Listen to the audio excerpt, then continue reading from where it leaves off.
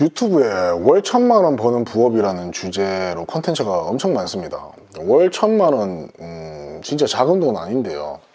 근데 이런 콘텐츠가 하도 많다 보니까 이런 생각이 듭니다. 옛날에 비트코인 1,000만 원 가니마니 했을 때 1억은 진짜 말도 안 된다고 생각했던 시절이 있었는데 지금 1억 넘었잖아요. 이런 것처럼 몇 년 안에 월 1억 버는 부업이라는 주제로 또 많이 컨텐츠들이 생기지 않을까 한번 생각을 해봅니다. 근데 저는 8년 동안 직장을 다녔고 지금은 퇴사한 지 이제 2년을 향해서 가고 있는데요. 퇴사 직전에 2년 동안 워라밸을 포기하고 시간을 썼던 부업들부터 지금까지 해오고 있는 일들에 대해서 이야기를 좀 해보겠습니다. 어떤 부업의 장점, 그리고 그 이유, 그리고 단점, 또 이유. 근데 물론 이제 비록 저의 개인적인 경험 기반의 주관이 들어가겠지만 이걸 좀 솔직하게 말씀드려보면서 부업이나 또는 창업을 고민하시는 분들께서 이 영상을 보시고 조금이라도 의미 있는 인사이트를 좀 얻어가시기를 바랍니다. 저는 일단은 자본금이 많이 안 들어가는 것들을 위주로 좀 했었습니다. 첫 번째로는 신선식품 위탁 판매, 그 다음에 쇼피를 통해서 주짓수 도복 판매, 그 다음에 쿠팡이츠 배달, 그리고 유튜브, 그리고 뭐 그 외에 뭐 트레이너도 준비했었고 애쉬, 뭐 당근 이런 것들을 했었는데 그 중에서 순서대로 말씀을 좀 드려보겠습니다. 자, 신선식품 위탁 판매를 할 때는 이제 사업자를 내고 쿠팡, 스마트스토어 11번가, 롯데원, 옥션, 지마켓 이런 데 입점을 했어요. 소위 말하는 우리 그 오픈마켓. 근데 내가 뭘 팔지를 몰랐어요. 왜냐면 처음에는 입점하는 것 자체도 되게 힘든 일이거든요. 어려워요. 사업자 내는 것부터. 근데 처음에는 팔 것이 없었는데 그래서 도매국처럼 신선식품을 위탁 판매하는 그런 이제 사이트가 있더라고요. 거기서 이제 과일, 축산물, 농산물 뭐 그런 게 다 있더라고요. 그래서 거기 있는 것들을 이제 거기서 이미지랑 이런 거 제공해 주니까, 그리고 이제 이 금액 이상으로는 꼭 파셔야 된다 이렇게 이제 하한선도 정해주고, 그래서 그런 걸 가지고 상세 페이지 만들어 가지고 스토어에다 올렸죠. 근데 이제 거기서 제일 잘 팔렸던 게 대저 짭짜리 토마토, 속꼬리구이, 그리고 우설, 그 망고스텐 뭐. 그런데 이게 좀 이제 잘 되려고 하면 갑자기 또 연락이 와요. 품절됐다고. 그러니까 발주서를 보내면 품절이 나요. 자꾸 이게 발주를 넣으면은 품절됐습니다. 작업량이 밀려가지고 며칠까지 출고 못합니다. 그래서 이거를 계속 이제 나중에 공지를 받게 되니까 굉장히 손이 많이 가더라고요. 뭐 그러다가 이제 케일도 팔았었는데 케일을 한번 반품을 받았어요. 반품을 받았는데 내가 이거 집에서 먹으려고 넓은 잎 케일 그때 있었거든요. 그래서 거기 이제 보니까 봉투에 주소가 적혀있고 전화번호가 있길래 제가 이제 전화를 해가지고 시간 잡고 갔어요. 가가지고 이제 거기 어르신이 계시더라고요. 아버지 뻘 이상 되시는 분이 이제 오래 하셨더라고요. 그래서 거기서 이제 거래를 트고 정산을 뭐 일정산으로 할 건지 주정산으로 할 건지 이런 거 정하고, 그리고 거기 농장에 있는 사진도 찍고 거기 사장님이 이게 들고 있는 거 찍고 포장 어떻게 대해서 나가는지 이런 것도 찍고, 그래서 이렇게 생산자랑 직접 거래를 하니까 돌발 상황이 있더라도 업데이트가 굉장히 좀 즉각적이다 보니까 이게 크게 이제 손이 많이 안 가고, 예를 들면은 뭐 어떤 날씨가 안 좋아가지고 뭐 작황이 안 좋다거나 아니면 벌레가 많이 먹었다거나 뭐 이런 이슈가 가끔씩 있었거든요. 근데 내가 이제 그런 거는 미리 알아가지고 미리 이제 재고를 조정하거나 판매 중지를 걸어 놓을 수 있으니까 상대적으로 편하더라고요. 그래서 위탁 판매는 궁극적으로는 내가 이제 거래처를 직접 컨택을 해야 되는구나. 그렇게 해야지만 되는구나. 그래서 제가 이제 또 고향이 포항이다 보니까 친구들 중에 수산업에 종사하는 친구들이 있었어요, 사실. 근데 제가 직장 생활하면서 부업하는데 사업하는 친구한테 뭐 패키치기도 싫고 좀 쪽팔리는 것도 있고 해가지고 이야기를 안 하다가 어차피 자본주의에 윈윈 안 되는 게 있겠나 싶어갖고 이제 얘기해가지고 이렇게 팔아보자 해서 했었어요. 그래서 그때 당시에 이제 홍게를 많이 팔았습니다. 홍게 에피소드가 하나 있었는데, 상대적으로 대게는 비싸기도 하고 이제 겨울에 추울 때만 나고, 근데 홍게는 물론 품질은 좀 떨어지지만 이제 연중으로 나고 가격도 싸고, 그래서 홍게를 많이 팔았었는데 친구가 그런 거예요. 통발 작업을 하다 보니까 게 다리가 멀쩡한데 자꾸 떨어진다. 그래서 이걸 모았더니 좀 양이 많다. 아깝다. 그래서 내가 자기들끼리 이제 알바랑 직원들끼리 안주해가지고 먹고 하는 것도 한계가 있지, 이게 상품성이 좋은데 이렇게 이제 많이 남으니까 이거 좀 어떻게 팔 수가 없나 싶어가지고 이런 고민을 하다가, 야 그러면 홍게 다리만 모아가지고 팔아보자. 내가 상세 페이지 만들게. 그리고 홍게 다리 그 1kg든 뭐 100개든 해가지고 달아봐라. 그러니까 그래갖고 얘가 이제 홍게 다리 한 박스 보내주고 내가 그걸 닦아서 먹으면서 이제 사진도 찍고, 그래서 상세 페이지 만들었어요.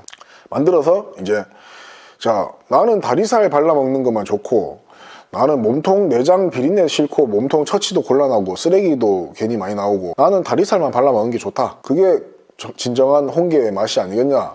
이런 걸 원하는 손님들을 타겟해가지고 상세 페이지 쭉 썼었어요. 그러니까 거짓말하고, 그거를 런칭하자마자, 물론 이제 G마켓 옥션 이런 데서 이제 노출 구자도 배정받아가지고 했었는데, 진짜 5분마다 주문이 들어오는 거예요. 그래가지고 그때 제가 그 동남아시아에 해외 출장 가 있었거든요. 회의를 한 2-3시간 하다가 보면 주문이 막 50개, 60개 들어와 있고, 그래가지고 자고 일어나면 주문이 또 100개 들어와 있고, 그리고 한 3일 동안 한 600개를 팔았어요. 그러면서 딱 느낀 게, 그게 이제 제가 가격 세팅을 한 개가 팔리면은 10,000원이 남게끔, 딱 세전으로 10,000원이 남게끔 세팅해 놨었거든요. 근데 와, 이거는 이제 한 개가 팔리면은 10,000원인데 600개가 3일 만에 팔린 거예요. 근데 이제 그거를 가지고 이제 친구가 지도 놀란 거라. 지도 놀라가지고 이틀째부터는 그거를 갖다가 멀쩡한 홍게를 다리를 잘랐어요. 통발로 이탈된 다리 가지고는 수급이 안 돼가지고. 그래서 옆집 뭐 이웃집에 있는데 생산자 사장님들이 보면서, 야, 저걸 저렇게까지 하나 막 이러면서, 그랬던 게 2021년도 5월 6월 이때였거든요. 그래갖고 이 친구가 직원들 불러갖고 멀쩡한 개 다리를 막 잘라가지고 택배 사서 보내고, 보내긴 보내야 되니까. 그렇게 하면서 느낀 게, 와, 온라인은 이렇게 하는 거구나. 이렇게 하면서 있다가 제가 또 그때 이제 중요한 뭐 입찰서를 내야 되는 그런 중요한 출장이었어가지고 며칠 날방 까고 하면서 이제 주문이 좀 줄어들었는데, 다음에 내가 또 한국 가가지고 다시 이제 그 노출 구자를 또 따내가지고 다시 하면은 또 600만 원 벌겠네, 이런 생각으로 했었어요. 근데 갔는데 한 2주 있다가 한국 가가지고 다시 봤는데, 거짓말하고 홍게 다리 판매자들이 진짜 한 50명이 생긴 거예요. 50명이. 이게 되는 걸 아니까 수산업자들이, 홍게 생산하시는 분들은 그걸 바로 상품화할 수 있잖아요. 50명이 생겨가지고 제가 밑에 가 있는 거예요. 물론 리뷰나 이런 건 많았는데, 와, 이거는 뭐냐, 이게 진짜 내가 되니까, 잘 되는 걸 찾으니까 이게 이렇게 돼버리는 거야. 그리고 이제 생산자들이 직접 들어와 버리니까 저같이 위탁으로 하는 거는 한계가 있는 거예요. 뭐 마케팅적인 것도 그렇고, 뭐 계속 이제 소통하는 것도 이제 길어지는 거고. 그래서 이제 그게 그냥 추억으로 남아버렸어요. 그리고 이제 경쟁자들이 많고, 그 사람들이 더 낮은 가격으로 하니까 저도 먹고 친구도 먹어야 되는데, 다른 사람들은 이제 친구 먹을 것만큼만 해가지고 하니까 가격 경쟁도 안 되고. 그래서 그런 추억이 됐죠.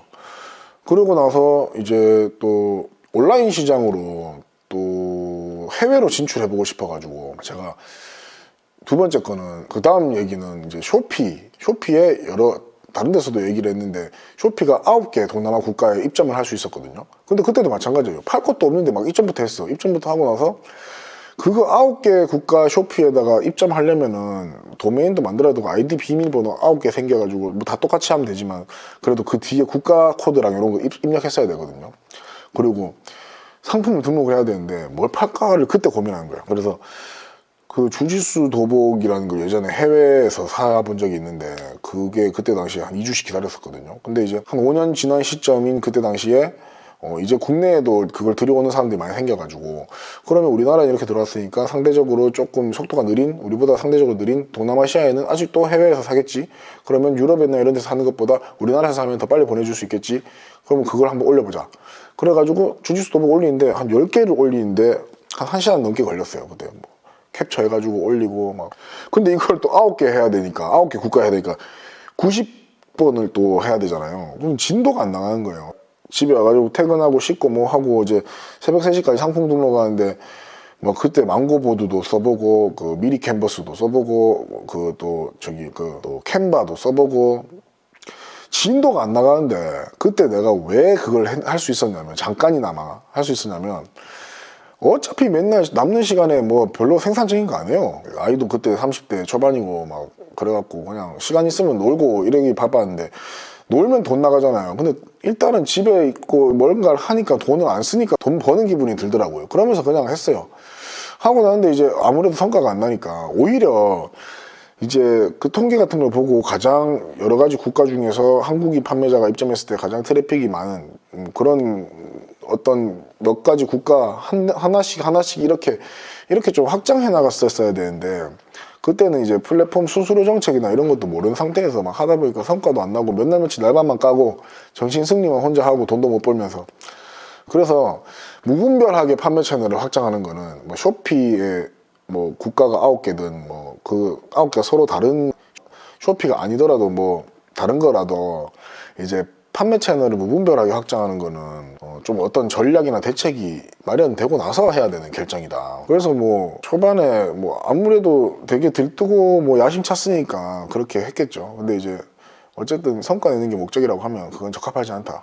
뭐 그런 걸 좀 알게 됐습니다. 그래서 뭐 내가 이제 쇼피가 어떻게 돌아가고 뭐 그래가지고 나 이게 정산을 받는데도 외화로 들어오니까 그때 당시에 뭐 페이팔 페이오니어로 온 게 있었어요. 페이오니어도 어떻게 정산 받는지 몰라가지고 제가 싱가포르에 친구가 있거든요. 싱가포르 친구한테 야 내가 아무거나 올려볼 테니까 거기서 결제 한번 해봐라. 어떻게 돈 들어오는지 내가 한번 테스트 해보자. 이런 거는 그냥 그거 나와 있는 거 확인하면 되는데 그걸 굳이 그걸 해보는 거예요. 해보는데 페이오니어 계좌에 돈이 찍혀 있었어요. 근데 이게 $50 이상부터만 출금이 되는 거예요. 근데 그 계좌에 아직도 $49 있어요. $49밖에 안 돼서 아직도 그 싱가포르 달러로 아직도 출금 못 하고 있는데 그런 거나 이런 거 좀 잘 파악을 해가지고 한 건을 팔더라도 하나씩 해나가면서 2개, 3개, 4개 이렇게 채널을 확장해 나가는 게 그때나 지금이나 그건 유효한 것 같아요. 똑같이. 그래서 괜히 이렇게 관리 포인트만 늘렸다가 에너지가 다 새버리니까 지속하지 못했다. 그런 게 있었습니다. 그리고 그 다음에는 쿠팡이츠에서 배달을 했었거든요. 20년도랑 21년도에. 근데 그때 당시에 그 차로 했었어요. 쿠팡이츠 배달을. 그래서 저희가 이제 송파구에 있다 보니까 송파구에 인구가 많아서 배달하기 좋겠다. 뭐 강남으로 넘어가기도 좋고. 그래서 했는데 이게 건 바이 건으로 보면은 그때 당시에 지금은 그렇게 이렇게 배달료가 많이 안 나오는 걸로 알고 있는데 그때는 비 오는 날 감자튀김 하나 배달하면은 배달팁이 14,000원이었어요. 그러니까 비 오는 날 집에 있으면 돈 버리는 느낌이 났다고. 그래서 무조건 차 타고 나갔어요. 근데 차 타고 나가니까 기동력이 너무 딸려요. 기동력이 너무 딸리고 오토바이 배달하시는 분들이 착착착 이렇게 가는 거 보니까 부럽더라고요. 그리고 아파트 같은 데 가면은 뭐 옛날 아파트 같은 경우에 이면 주차해야 되고 이면 주차하고 배달하고 오고 하고 그 다음에 또 콜 잡아서 가고 근데 또 식당 음식을 픽업할 때도 주차해야 되잖아요. 그럼 거기서도 뭐 저처럼 차로 배달하시는 분들이 밥 때는 또 몰리거든요. 뭐 야식이거나 이럴 때 축구하는 날이거나 그러면 거기가 차 배달하는 사람들로 차가 몰려요. 붐벼요. 손님 차도 있지만 그러면은 이게 실질적으로 고객 컴플레인도 많고 시간도 많이 걸리고 계산을 해보니까 한 40건 정도 하고 계산을 해보니까 이게 최저임금이 겨우겨우 나오는 거예요. 겨우겨우. 그러다가 재수없게 불법 주차 한번 찍히잖아요. 그러면은 역마진인 거예요. 그래서 2인 1조로 좀 했었죠. 2인 1조로 하니까 내가 운전하고 조수석에서 이제 저거 배달하고 친구랑도 했고 뭐. 근데 계산이 안 되더라고요. 그래서 이거는 오토바이로 하기에는 조금 이제 위험 부담이 또 크고 제가 뭐 오토바이 운전 이거 잘하는 건 아니다 보니까 실질적으로는 이게 자동차로 해가지고는 한계가 있더라. 그래서 이 시간이면 좀 더 다른 거에다가 쓰자. 이래서 좀 안 하게 됐어요. 그리고 그 다음에는 유튜브 했었거든요. 제가 옛날에 유튜브 하는 거 이제 강의를 2023년도 초에 들었었는데 뭐 완강은 못했어요. 근데 그때 당시에 채널을 한 4개 그때 이제 한평 홈트라 해가지고 집안에서 이렇게 홈트 할 수 있는 거를 찍어가지고 뭐 복근 운동이나 뭐 이런 것들 푸시업이나 이런 거 해가지고 만들어서 올렸었고 그리고 그 다음에 뭐 독수리 기운이라고 해가지고 뭐 명언 같은 거 제가 만든 거나 아니면 정리한 거나 이런 것들 해가지고 올린 것도 있었고 그 다음에 그 오징어나 이거 제가 팔았던 신선식품 이런 것들을 먹방 해가지고 올리는 거 있었고 그리고 이제 하나가 그나마 구독자 수 많았는 게 그나마 지금 70명인 거 있는데 그게 아파트 썸네일이라고 해가지고 제가 그때 당시에 이제 부동산 강의도 듣고 막 하다 보니까 집이 송파고 이제 회사가 서초구에 있다 보니까 그래도 이제 유명한 입지들을 계속 이제 가로지르는 동선인 거예요. 출퇴근만 해도. 그래서 내가 이제 이런 것들을 내가 한번 임장도 갈 겸 요즘 발품 많이 팔아라고 하니까 잘하는 사람들이 임장도 갈 겸 내가 모든 아파트를 서울에 있는 모든 아파트 집합 건물 그리고 모든 아파트들을 그때 당시에 부동산 지인이라는 그 데이터 플랫폼에서 필터링해서 다 주운 다음에 세대수 200세대 이상, 이거 각 동별로 해서 이제 몇 개인지를 다 세알해 봤어요. 그때 당시에 숫자가 정확하게 기억났는데 지금 한 2년이 넘어가다 보니까 숫자가 좀 까먹었는데, 서울시 몇 개 구에 몇 개 동에 이제 아파트를 다 취합하니까 이게 있었어요. 몇백 개였던 것 같은데 너무 많아서 처음에는 세대수로 좀 필터링 걸다 보니까, 그래서 그런 것들을 일단 저희 집에서 가까운 동네부터 해가지고 신천동이다 하면은 신천동에 있는 모든 아파트, 뭐 장미 아파트부터 해서 신천동 잠실동 먼저 했거든요. 우성 아파트, 뭐 잠실주공, 그리고 이제 엘리트, 그런 데를 딱 가가지고 문주부터 해서 안에 조경이라든지 뭐 동간격이 어떻고, 그리고 동안에 뭐 주민센터가 있고 주차 시설이 어떻고 지하 주차장이 어떻게 생겼고, 그리고 연식이 어떻게 됐고, 이거는 이제 어떤 걸 잠실주공 몇 단지를 재건축한 거고, 이거 몇 단지를 재건축했고 몇 년도에 된 거고, 얘는 왜 혼자 안 됐고, 막 이런 거를 막 영상에 담으면서 하루 종일 나가는 거예요. 아침 7시에 나가가지고 저녁 7시에 들어왔거든요. 그러면은 얼굴에 선크림 발랐는데 반바지 입고 나가면은 이제 뒷다리랑 이런 데 다 탔어요. 반바지 입고 나가니까. 그래가지고 다이어트도 하고 임장도 하고 공부도 하고 유튜브도 하고 하면서 했었어요. 그래서 주말마다 촬영 다닌 게 신천동, 잠실동 있고, 지금 유튜브에는 그 2개 올라가 있고, 제가 서초동이랑 서초동이랑 잠원동도 했었거든요. 잠원동이랑 반포동은 촬영만 해놓고 이제 그게 다 영상 작업을 못했어요. 편집하는 게 너무 어렵더라고요. 이게 해본 적도 없고, 프리미어 프로를 사용하는데 이제 우리가 뭐 엑셀이나 뭐 워드 프로세스 이런 거는 뭐 직간접적으로도 많이 경험을 해본 그런 이런 이제 UX, UI라고 해야 되나요? 그런데 이제 프리미어 프로는 무슨 태어나서 처음 해보는 게임 하는 것 같은 거예요. 뭐 단축키나 이런 게 직관적이지가 않고 너무 어렵고 편집하는 게 너무 부담스러운 거예요. 그러니까 영상을 찍으면 아파트별로 잘라서 찍거든요. 이거는 아썸이라는 채널 지금 들어가 보시면 제가 어떻게 했는지 아실 수 있어요. 지금도 그 채널은 있거든요. 그래서 이제 유튜브를 하는데 편집에서 시간이 너무 많이 들어가는 거예요. 제가 뭐 그걸 더 효율화시킬 수 있는 방법이 있었겠지만은 제가 못 찾았었어요. 그래서 이걸 아침에 나가서 영상 찍고 막 코멘트하고 하는 건 재밌었는데 편집이 막 8시간, 9시간씩 걸리니까 이걸 못 하겠더라고요. 그래서 이거는 만약에 이제 어떤 그런 툴이라든지 이런 영상 편집이나 이런 거에 대해서 감각이 있거나 이런 분들이 하면 진짜 좋겠다. 그러면서 이제 그 동네 구석구석을 다 알게 됐었던 기억은 있어요. 그때 당시에 뭐 이거에 대해서 정보를 드려야 되니까 이 아파트의 역사나 이런 거에 대해서 공부도 하게 되고, 이거 뭐 어느 건설사에서 하다가 뭐 어디로 중간에 넘어가가지고 뭘 했고, 그래서 재건축하면서 기존의 원주민들은 뭘 받았고 뭐 이런 거 하면서 이렇게 돌아왔구나, 그렇게 하고 그것도 추억이 됐어요 결국에는. 그리고 그 외에 또 뭐 잔잔하게 말씀드리면 뭐 트레이너를 하고 싶어가지고, 지금 서초 강남 송파 이쪽에는 이제 직장인들도 많고 이제 일반 거주하시는 분들도 많은데, 이분들이 이미 시장에서 자리 잡은 트레이너들이 많고, 이제 요 틈새 시장을 내가 이제 노리려면 뭔가 다른 타이틀이 있어야 되겠다 하면서 이제 뭐 미국에서 인증하는 뭐 자격증 시험 공부한다고 막 한 5만 원인가 책 이만한 거 두꺼운 거 있거든요. 그것도 공부하다가 또 지속하지 못했고, 그 다음에 또 애쉬라고 해가지고 미국에다가 그런 디자인을 파는 거 있었어요. 그래서 뭐 어떤 디자인을 팔면은 그게 티셔츠에 프린팅이 되면은 뭐 누구는 뭐 몇만 달러 벌었다 뭐 이런 게 있어가지고 디자인 시안도 해보려고 했는데, 뭐 이게 머릿속에 있는 아이디어를 이제 구현해내고 뱉어내고 그걸 남이랑 공유하는 수준이 되려면 그게 좀 다른 영역이더라고요. 그래서 뭐 디자인적인 역량은 둘째 치고, 근데 그것도 좀 하다가 좀 접었고, 그리고 그 당근에다가 뭐 이런 거 저런 거 좀 팔면서 부수입으로, 그러니까 제가 해외 출장을 자주 다니다 보니까 비행기를 자주 탔었거든요. 그 비행기 안에서 면세한도 600불 안에서 거기 있는 뭐 생필품들 있잖아요. 뭐 여성분들 손거울이라든지 뭐 영양 크림이라든지 이런 브랜드들에 있는 그런 인기 있는 상품들을 600불 다 채워서 사와가지고 오자마자 이제 당근에 올려가지고 팔고, 뭐 몇천 원씩 몇만 원씩 이렇게 남기면서 팔고. 근데 그것도 품이 너무 많이 들어가고 계속 이제 당근 거래가 그때 당시에도 뭐 문거리 거래 이런 거 있었긴 한데, 어쨌든 이제 온라인에서 뭐 해결이 안 되니까 품도 많이 들어가고. 그래서 좀 많이 제가 생각해 봤을 때 이제 제가 했던 것들은 누구나 이제 할 수 있는 거였다. 내 정도 수준까지는, 내가 했는 수준 정도까지는 누구나 할 수 있는 거였다. 그런 생각해 보니까 누구나 할 수 있다는 거는 사실 크게 가치가 없는 것 같아요.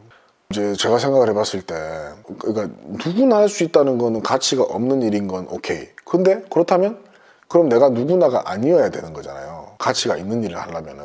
그럼 누구나가 아니기 위해서는 뭐 어떤 자질이 필요하다는 또 의미가 되잖아요. 그럼 좀 또 부담스러워요. 그거대로 좀 부담스럽거든요. 그러니까 이제 이 부업이라는 거를 선택을 해서 진행을 하게 되면 때에 따라서는 돈도 들어가고 시간도 들어가잖아요. 그래서 이거를 무턱대고 내가 시간이 났다 또는 뭐 나는 이거 자신 있다, 이거 해보겠다, 이건 초반에는 이제 의지가 불타오르잖아요. 근데 이게 어떤 메커니즘으로 이 의지가 꺾여가고 이게 이런 일들이 추억이 돼가는지를 가만히 보면 이제 자가 진단이 좀 돼야 되죠. 내가 근데 이런 건 있을 수 있어요. 내가 무조건 뭐 노력을 해가지고 남들보다 시간을 더 투입해서 어떤 자질을 취득하는 경우도 있지만 살다 보면은 자연스럽게 얻어진 것도 있을 수 있거든요. 내가 의도하지 않았던 것들. 뭐 예를 들면은 내가 가지고 있는 특유의 입지 조건이라든지 내 동선이 어떤 일에 있어서 되게